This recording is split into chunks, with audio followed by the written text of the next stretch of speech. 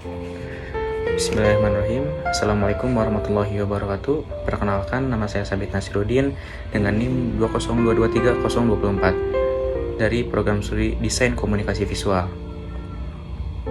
Pada kesempatan ini, saya ingin menyampaikan apa yang saya pahami mengenai salah satu materi penting dalam pendidikan agama Islam, yaitu Ma'rifatul Quran atau memahami Al-Quran secara benar dan menyeluruh.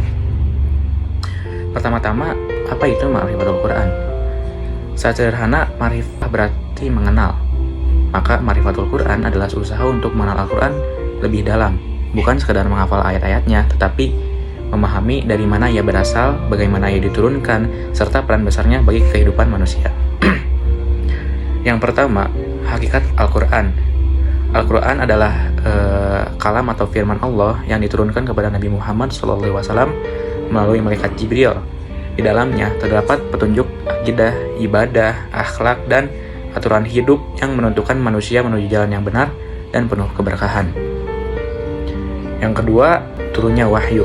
Wahyu pertama kali turun dari Lauhul Mahfuz ke langit dunia, kemudian diturunkan secara bertahap kepada Rasulullah selama kurang lebih 23 tahun. Turunnya berangsur-angsur, ini bukan tanpa alasan agar umat mudah memahami, mengamalkan. Yang kedua, proses turunnya wahyu.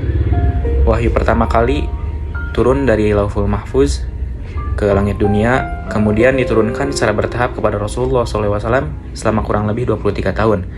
Turunnya berangsur-angsur, ini bukan tanpa alasan agar umat mudah memahami, mengamalkan, dan agar Al-Quran menjawab persoalan yang dihadapi umat manusia pada masa itu secara langsung. Nah, yang ketiga, ada pengumpulan dan penulisan mushaf. Setelah Nabi Muhammad wafat, muncul kekhawatiran karena banyak para penghafal Al-Quran gugur dalam peperangan. Maka pada masa khilafah Abu Bakar As-Siddiq, ayat-ayat dikumpulkan menjadi satu mushaf. Proses ini kemudian diperjelas dan diseragamkan pada masa khilafah Utsman bin Affan, sehingga menghasilkan mushaf standar yang masih kita gunakan sampai hari ini, tanpa perubahan sedikit pun. Yang keempat, susunan surat dan ayat. Perlu kita pahami bahwa urutan surat dalam mushaf tidak berdasarkan urutan turunnya wahyu. Contohnya, surah Al-Alaq adalah wahyu pertama, tetapi berada di bagian akhir mushaf, sementara Al-Fatihah ditempatkan sebagai pembuka meskipun bukan turun yang pertama.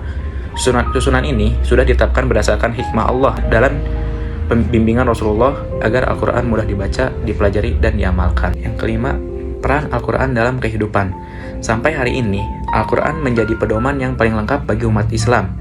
Ia adalah mukjizat abadi yang membimbing umat dalam segala aspek baik dan dalam keyakinan, ibadah, perilaku, maupun keputusan hidup sehari-hari.